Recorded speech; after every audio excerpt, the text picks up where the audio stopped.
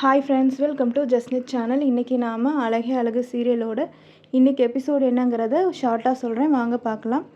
Starting scene என்ன ஆகுது அப்படின்னா, ஆல்ரெடி அவர் வந்து சண்டை போட்டுட்டு வீட்டிலேருந்து வெளியே வந்திருப்பார் சுரேஷ் வெளியே வந்து அவங்க மாமா வீட்டுக்கு போய் அங்கே அவங்க மாமாவும் சுரேஷும் என்ன பண்ணுவாங்கன்னா ட்ரிங்க்ஸ் பண்ணிவிட்டு உட்காந்துருப்பாங்க. அப்போது சுரேஷ் சொல்லுவார், என் மாமா என்னை எதுக்கு அவளுக்கு கல்யாணம் பண்ணி வச்சிங்க, ஏதோ நல்லது பண்ணுறேன்னு நினச்சி என் வாழ்க்கையே கெடுத்துட்டீங்க, எனக்கு அவளை பிடிக்கவே இல்லை, அவள் ரொம்ப திமிர் பிடிச்சவளாக இருக்கா, நம்மளை வந்து ரொம்ப டார்ச்சர் பண்ணுறா, அதுவும் எஸ்பெஷலி என்னையை ரொம்ப டார்ச்சர் பண்ணுறா, அவள் பேசுகிறது நான் கத்துறேன்னு திருப்பி அவளும் கத்துறா, வீட்டில் வந்து அம்மா அப்பா எல்லோரும் கேட்குறாங்க, அவள் சத்தம் போட்டோன்னு நான் சரி நீங்கள் வந்துட்டேன் அப்படின்னு சொல்லுவார் சுரேஷ். பார்த்தீங்களா உங்களையே அவள் எப்படி பேசுகிறா அப்படின்னு, அவள் திமிரு பிடிச்சவ, அவளை போய் எனக்கு கல்யாணம் பண்ணி வச்சிட்டிங்களே, இதுக்கு நான் கல்யாணம் பண்ணாமல் ஜாலியாக இருந்திருப்பேன், நான் பாட்டுக்கு போய் என் ரூமில் படுத்து தூங்கியிருப்பேன், நீங்கள் இப்படி அவளை கல்யாணம் பண்ணி வச்சு இப்போ எனக்கு ரூம் கூட இல்லை, இப்போ அவளை எனக்கு கல்யாணம் பண்ணி வச்சுட்டு எனக்கு ரூம் கூட இல்லை அப்படின்னு சொல்லி சுரேஷ் புலம்பிகிட்டு இருப்பார். அதுவும் இல்லாமல் ரேவதி கரெக்டாக என்ட்ரு ஆவாங்க. அப்போ ரேவதி முன்னாடியே மாமா உங்களை போய் அவள் இப்படி சொல்லிட்டாளே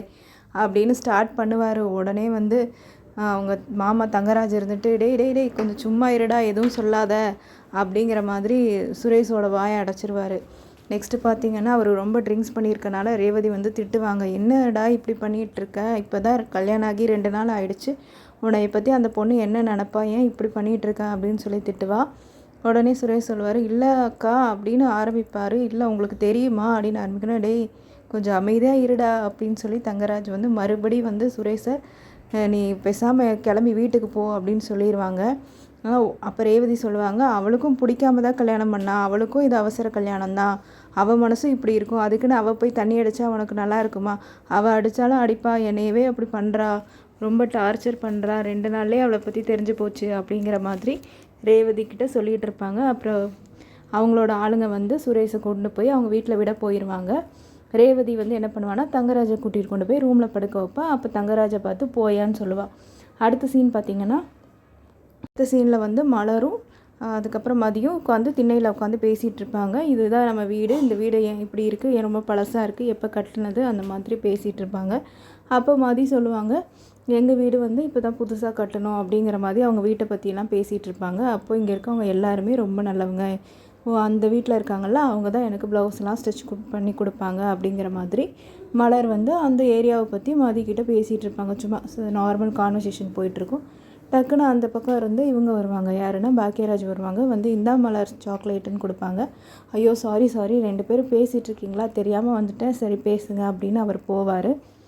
இல்லைங்க ஒன்றும் பிரச்சனை இல்லை, உட்காருங்க, நாங்கள் சும்மா தான் பேசிகிட்டு இருந்தோம் அப்படின்னு சொல்லும் போது பாக்கியராஜ் வந்து உட்காந்துருப்பார். அதுக்கப்புறம் பார்த்திங்கன்னா கரெக்டாக வந்து சுரேஷை வந்து அவங்க வீட்டில் இருக்கவங்க வந்து ட்ராப் பண்ணுவாங்க. ட்ராப் பண்ணோன்னா சுரேஷ் ரொம்ப தடுமாறிட்டே வருவார், நிதானமாகவே இருக்க மாட்டார். எல்லோரும் பார்த்து ஷாக் ஆகிடுவாங்க, என்ன இவன் இப்படி வந்திருக்கான் அப்படின்னு சொல்லிட்டு மலர் கூட மனசில் நினச்சிக்கிட்டு இருப்பாங்க. அப்போது அவங்க அண்ணாவும் அங்கே இருக்கனால சுரேஷை அப்படியே பிடிச்சி கொண்டு போய் வீட்டுக்குள்ளே ரூமில் விட்டுருவார். அதுக்கப்புறம் சுரேஷ் என்ன பண்ணுவாருன்னா ஃபுல்லாக உருண்டு பிறண்டுட்ருப்பார் பெட்டில். மதி போவாங்க, மதிக்கிட்ட வந்து இந்த மாதிரி உன்னை கல்யாணம் பண்ணி என் வாழ்க்கையே போயிடுச்சு அப்படின்னு சொல்லிகிட்டு இருப்பாங்க. உன்னைய வந்து நான் வந்து டார்ச்சர் பண்ணணுன்னு தான் கல்யாணம் பண்ணேன் அப்படின்னு சொல்லிட்டு இருப்பாங்க.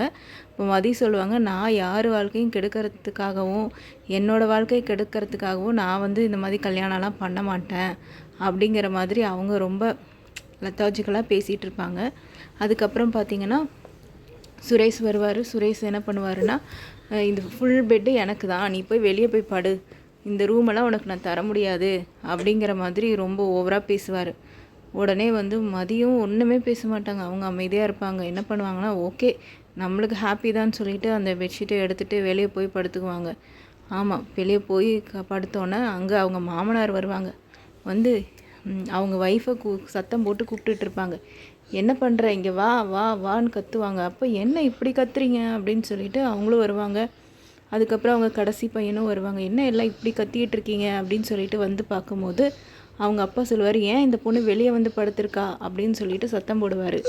அப்போ மதி சொல்லுவாள், இந்த மாதிரி மாமா ஆக்சுவலாக வந்து உங்கள் பையன்தான் என்னை வெளியே போய் படுக்க சொன்னாங்க, ரூம்குள்ளே எனக்கு இடம் இல்லைன்னு சொல்லிட்டாங்க, அதுவும் இல்லாமல் அவர் கட்டிலில் ரொம்ப காலு கையெல்லாம் விரித்து ஃபுல் கட்டிலையும் மறைச்சி படுத்துட்டாரு, என்னால் அங்கே சுத்தமாக படுக்கவே முடியாது, இடமே இல்லை அப்படின்னு மதி சொல்லுவாங்க. உடனே வந்து அவங்க அப்பா, என்னது அப்படின்னு. இன்னொன்று அவர் வந்து ட்ரிங்க்ஸ் பண்ணியிருக்காரு அப்படிங்கிறதையும் மதி சொல்லிடுவாங்க. என்னது தண்ணி அடிச்சிருக்கானே, என்னது புது பழக்கமாக இருக்குது அப்படின்னு அவங்க அம்மா இருந்துட்டு, ஐயோ என்னடா இது இப்படிலாம் பண்ணிகிட்ருக்க, இத்தனை நாளாக நீ இப்படிலாம் பண்ணதே இல்லையே அப்படின்னு சொல்லிட்டு, என்ன இப்படி மானத்தை வாங்குற அப்படின்னு சொல்லிட்டு போய் பார்ப்பாங்க. அப்போ பார்த்தீங்கன்னா ரூம்குள்ளே போகும்போது அவர் அப்படியே பெப்பரப்பான் படுத்து கிடப்பார். உடனே அவங்க அப்பாவுக்கு ரொம்ப டென்ஷன் ஆகும். என்ன இவன் இப்படி இருக்கான் அப்படின்னு சொல்லிட்டு போய் சத்தம் போடுவார். சத்தம் போட்டுட்டே எந்திரிடா அப்படின்னு சொல்லிட்டு எல்லோரும் கும்பலாக அவங்கள பிடிச்சி வெளியே கொண்டு வந்து இழுத்து அந்த சோஃபாவில் போட்டுருவாங்க. உடனே வந்து மதி கிட்ட சொல்லுவார், போமா நீ போய் உள்ளே போய் படுமா அப்படின்னு சொல்லிட்டு மதிக்கு சப்போர்ட் பண்ணுவார் அவங்க மாமனார். இதை பார்த்தோன்னே மலர் வந்து ரொம்ப எக்ஸைட் ஆவாங்க. அப்பாடா இப்போ தான் ஃபஸ்ட் டைம் ஒரு மருமகளுக்கு சப்போர்ட் பண்ணியிருக்காரு, என்ன மாதிரிலாம் இல்லை, நல்ல மாமாவாக இருக்கார் அப்படின்னு சொல்லிட்டு அவங்களும் யோசிச்சுட்டு சொல்லிகிட்டு இருப்பாங்க. சொல்ல வேண்டியதானே, தங்கராஜ் மாமா கூட சேர்ந்து தான் இந்த மாதிரிலாம் பண்ணாங்கன்னு சொல்ல வேண்டியதானே அப்படின்னு சொல்லி பாக்கியராஜ் கிட்ட சொல்லுவாங்க. அதோட இன்றைக்கான எபிசோட் முடியுது. ஸோ நாளைக்கு என்னங்கிறத நாளைக்கு நான் உங்களுக்கு அப்டேட் பண்ணுறேன். தேங்க்யூ ஃபார் வாட்சிங். ஸோ மறக்காமல் சேனலை லைக் பண்ணி ஷேர் பண்ணி கமெண்ட் பண்ணுங்கள். நெக்ஸ்ட்டு மறக்காமல் சப்ஸ்கிரைப் பண்ணுங்கள். பெல் ஐக்கானையும் கிளிக் பண்ணிக்கோங்க.